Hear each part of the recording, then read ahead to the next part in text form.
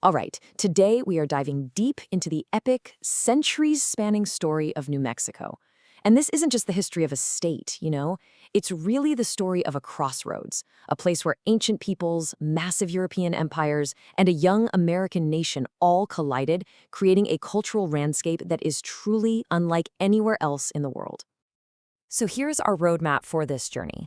We're going to start thousands of years in the past with the very first inhabitants, then trace the absolutely brutal arrival of the Spanish, witness the incredible rise of a powerful native empire, and follow all the shifting flags that led, believe it or not, all the way to the birth of the atomic age. Okay, so first things first. It is absolutely essential to understand that New Mexico's story doesn't begin when the Spanish show up. We're talking about a land that was a center of complex, thriving civilizations for millennia before any European explorer ever set foot here. I mean, just look at this timeline. It really puts the incredible scale of things into perspective, right? We're talking about human life here, stretching back at least 11,000 years. You can see this amazing evolution from the big game hunting Clovis culture all the way to settled agriculture, and eventually the mind-blowing architectural achievements of the Pueblo peoples.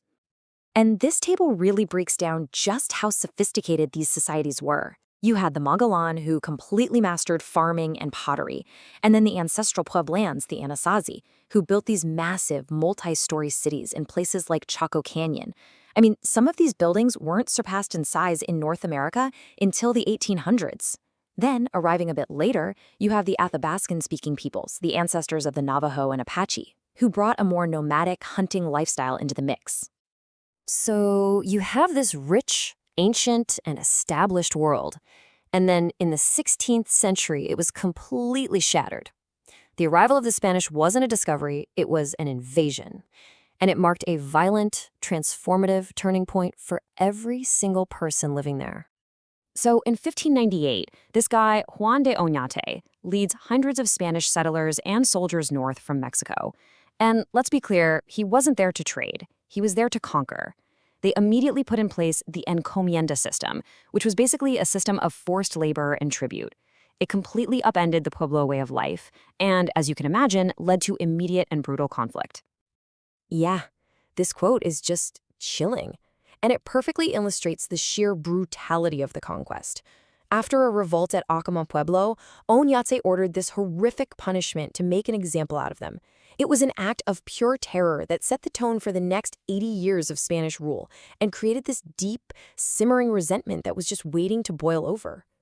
So for 8 decades, the Pueblo people had to endure not just this forced labor, but also a systematic war on their religion. Franciscan missionaries destroyed their sacred kivas and violently punished anyone practicing traditional ceremonies. You combine that with the devastating new diseases from Europe and a crippling drought, and you pushed an entire people to their absolute breaking point. Well, their response was the Pueblo Revolt of 1680, an absolute masterclass in planning and execution. A Tewa religious leader named Pope managed to unite dozens of independent, multilingual towns against their common enemy. To this day, it remains one of the most successful indigenous rebellions in the entire history of North America. And after their victory, Pope didn't just want the Spanish gone. No, he wanted every single trace of their culture erased.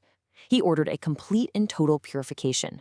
Crosses were burned, Christian marriages were dissolved, and people were told to literally wash themselves clean with yucca root soap. It was this incredibly powerful attempt to restore their traditional world. So the Spanish are kicked out, and this creates a massive power vacuum in the region.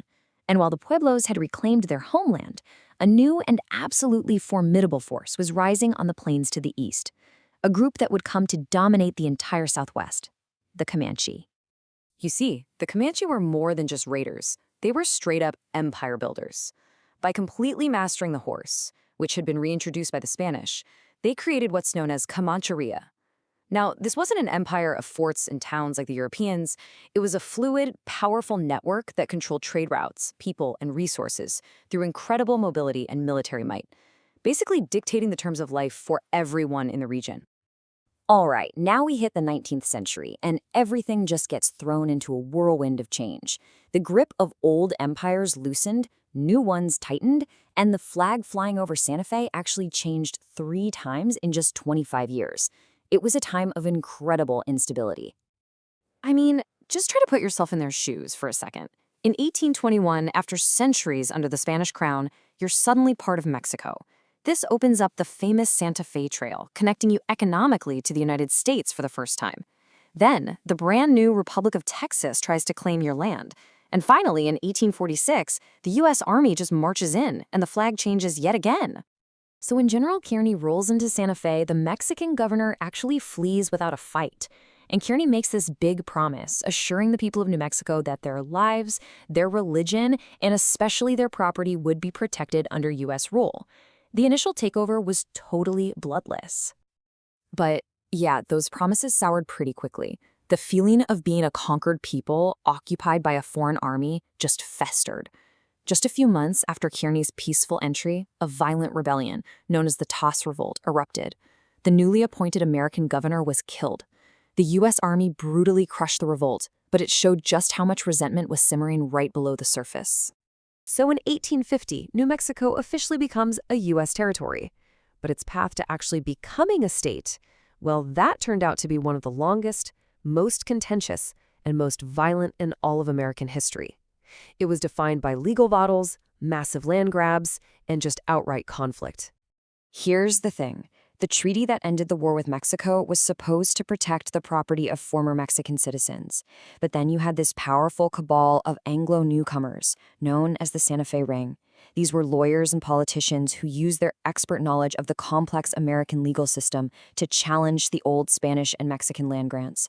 They systematically stripped Hispanic and Pueblo communities of millions upon millions of acres of land, creating a legacy of conflict that still echoes today. And you better believe this dispossession did not happen quietly. Resistance sparked violent conflicts all across the territory. You had masked night riders known as Las Gorras Blancas, the Whitecaps, who cut the new barbed wire fences and burned down barns. These land grant wars, including the infamous Lincoln County War that made Billy the Kid a legend, defined this incredibly chaotic and violent era. And then, finally, after more than 60 long years as a territory, a delay that happened partly because Washington was deeply skeptical about its large Hispanic and Native populations, New Mexico was admitted to the Union as the 47th state on January 6, 1912. Now we jump into the 20th century, and New Mexico, this relatively isolated, newly minted state, is suddenly and dramatically thrown right onto the absolute center of the world stage. And that really is the million-dollar question from modern New Mexico, isn't it? The state was still largely rural, its economy based on ranching and mining. What on earth could possibly happen to transform it so completely and so quickly?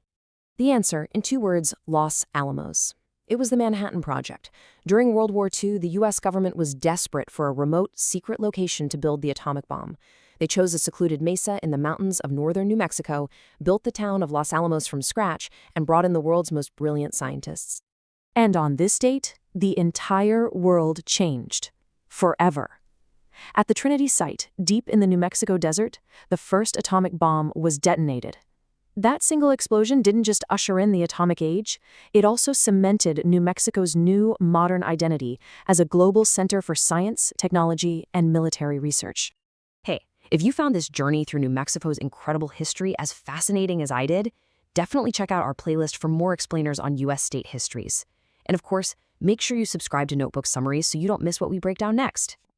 New Mexico's story is just this powerful reminder of how all these different layers of history, of conquest, of resistance, of innovation, can coexist and live on in a single place. It really does remain a land of ancient traditions and cutting-edge science, a true crossroads that continues to shape not just its own future, but America's. Thanks for watching.